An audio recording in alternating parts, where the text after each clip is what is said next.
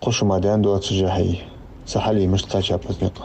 Этот объект также был принят в эксплуатацию в 2021 году. В настоящее время отдельные его участки деформированы и нуждаются в ремонте. Дорога проходит по горной части, как вы знаете. Грунты тоже отличаются своей нестабильностью, поэтому некоторые ползневые явления там тоже имеют место быть. В рамках гарантийных обязательств подрядная организация своевременно устраняет возникающие там недостатки. На протяженности порядка 500 метров там особо активные такие просадочные явления мы наблюдаем. И на данных участках провели мы укрепительные работы, установлено более 300 укрепительных свай. Дорога находится в стабильном состоянии. По мере возникновения каких-то ситуаций мы будем проводить ремонтно-восстановительные работы.